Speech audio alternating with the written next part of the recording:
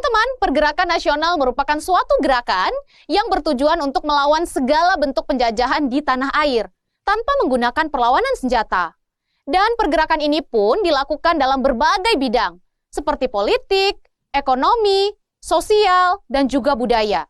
Gerakan ini dilakukan melalui berbagai organisasi yang diharapkan dapat bermanfaat bagi masyarakat. Nah, beberapa organisasi yang lahir pada masa pergerakan nasional, diantaranya adalah Budi Utomo, Sarekat Islam, Perhimpunan Indonesia, dan berbagai organisasi lainnya. Lalu apa saja ya yang mendasari dan mendorong lahirnya masa pergerakan nasional? Faktor pertama munculnya pergerakan nasional adalah penderitaan rakyat Indonesia. Teman-teman, seperti yang sudah kita ketahui bahwa bangsa Indonesia mengalami masa penjajahan yang panjang dan menyakitkan sejak masa Portugis. Dan di bawah pemerintah kolonial Hindia Belanda, rakyat Indonesia banyak mengalami perlakuan yang tidak adil.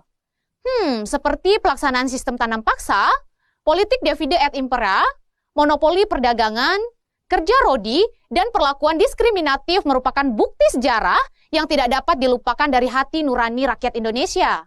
Penderitaan panjang yang dialami oleh rakyat Indonesia lah yang kelak memunculkan kesadaran nasional untuk menggalang persatuan. Dan atas prakarsa para kaum intelektual, persatuan itu dapat diwujudkan dalam bentuk perjuangan yang bersifat modern. Perjuangan tidak lagi menggunakan kekuatan senjata, tetapi menggunakan organisasi-organisasi yang lahir dari berbagai kalangan. Faktor kedua adalah munculnya kaum terpelajar. Teman-teman, seperti yang sudah kita pelajari pada video sebelumnya ya, bahwa lahirnya golongan terpelajar tidak terlepas dari adanya politik etis. Dan munculnya politik etis tidak terlepas dari upaya yang diperjuangkan oleh golongan liberal. Seperti yang sudah kita ketahui bahwa golongan liberal di negeri Belanda yang mendapat dukungan besar dari kalangan masyarakat Belanda mendesak agar pemerintah Belanda meningkatkan kehidupan rakyat di tanah jajahan. Hal ini menurut mereka karena Belanda telah berhutang budi kepada Hindia Belanda. Salah satu tokoh penganut politik liberal yang menyuarakan hal tersebut diantaranya adalah Van de Venter, yang merupakan seorang tokoh liberal ahli hukum asal Belanda. Desakan kaum liberal di Belanda tersebut kemudian mendapat dukungan dari pemerintah Belanda. Dalam pidato kenegaraan, pada tahun 1901, Ratu Belanda yaitu Wilhelmina mengatakan negeri Belanda mempunyai kewajiban untuk mengusahakan kemakmuran dari penduduk Hindia Belanda, sebutan untuk Indonesia saat itu. Alasannya karena negeri Belanda telah diuntungkan secara ekonomi dan politik dari hasil pendudukannya di Hindia Belanda. Dan pidato tersebut kemudian menandai awal kebijakan kemakmuran Indonesia yang dikenal sebagai politik etis atau politik balas budi. Dari kebijakan politik etis inilah yang kelak melahirkan golongan terpelajar yang membawa pemikiran baru bagi perjuangan bangsa Indonesia. Faktor ketiga adalah kenangan kejayaan di masa lalu. Teman-teman, sejarah mencatat bahwa bangsa Indonesia sebagai bangsa telah mengalami zaman nasional pada masa keemasan Kerajaan Majapahit dan Kerajaan Sriwijaya.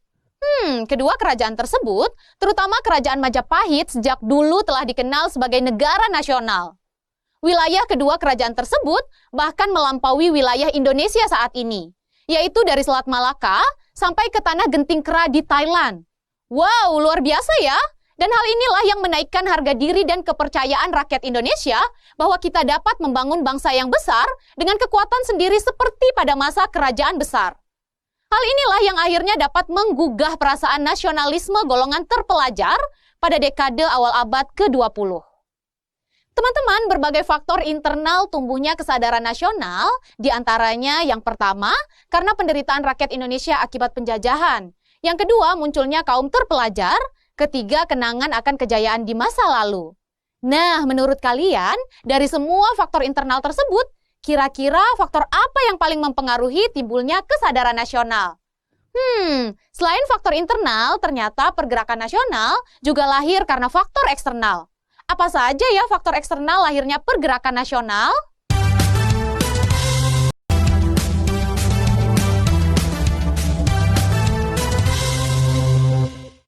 Teman-teman, selain faktor internal atau faktor yang berasal dari dalam, ada pula faktor eksternal atau faktor yang berasal dari luar negeri, yang menjadi salah satu pemicu lahirnya pergerakan nasional.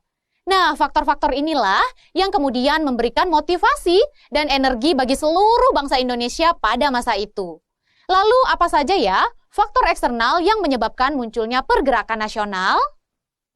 Faktor eksternal pertama adalah masuk dan berkembangnya paham-paham baru dari Eropa dan Amerika. Paham baru yang berkembang di Eropa seperti demokrasi, nasionalisme, serta liberalisme masuk ke kawasan Afrika dan Asia pada awal abad ke-20. Pengaruh dari paham baru inilah yang kemudian membuka pola pikir rakyat untuk melakukan perlawanan terhadap penjajahan yang telah melakukan penindasan. Rakyat bangkit guna mewujudkan kehidupan yang merdeka. Nah, menurut kalian teman-teman, di antara paham demokrasi, nasionalisme, serta liberalisme, kira-kira paham mana yang berhasil membuka pola pikir rakyat Indonesia untuk melakukan perlawanan terhadap penjajah? Faktor eksternal kedua adalah kesuksesan pergerakan nasional di negara-negara Asia Afrika. Nah, kesuksesan pergerakan nasional di negara-negara Asia Afrika seperti Cina, India, Filipina, Turki, dan Mesir berhasil membangkitkan semangat rakyat Indonesia untuk menikmati kesuksesan yang sama, yaitu terwujudnya kemerdekaan. Seperti apa sih Kak contoh pergerakan nasional yang muncul saat itu? Salah satu contohnya, misalkan gerakan nasionalisme yang muncul di India sekitar abad ke-19. Pada masa India melawan penjajahan Inggris yang juga mengalami penindasan yang buruk, para kaum pergerakan nasional India saat itu membentuk sebuah kongres yang bernama All India National Congress atau disebut dengan Partai Kongres India. Kongres ini terbentuk atas dasar pemikiran berbagai pihak. Pada perkembangannya, partai ini menetapkan sebuah garis perjuangan dalam berbagai aspek, yaitu yang pertama Swadesi, yang merupakan gerakan yang dicetuskan oleh Mahatma Gandhi, yaitu bangsa India harus mampu mencukupi kebutuhan sendiri dengan hasil dan usaha sendiri.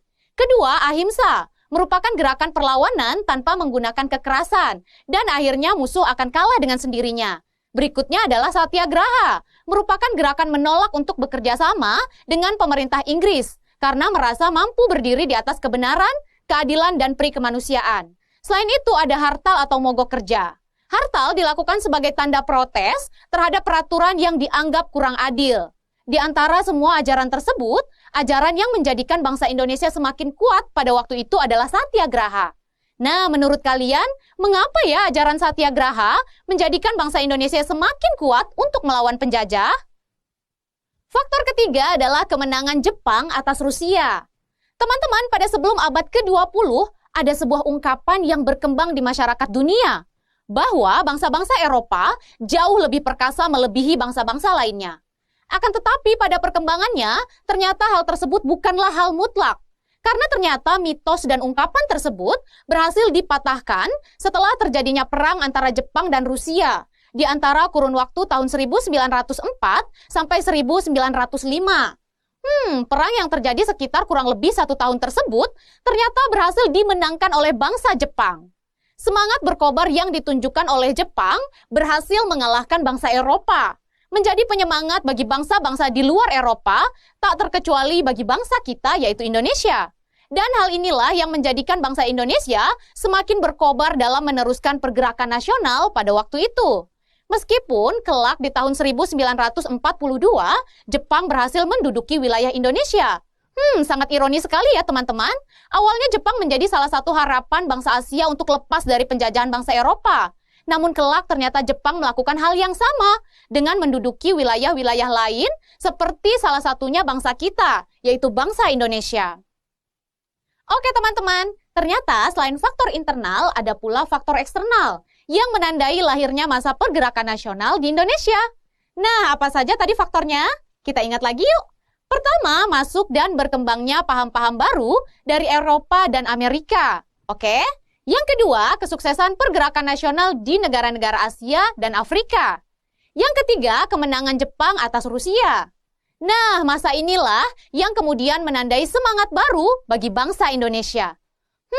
Bagaimana teman-teman? Sekarang kita sadar ya, kalau persatuan dan kesatuan itu sangat penting bagi bangsa Indonesia.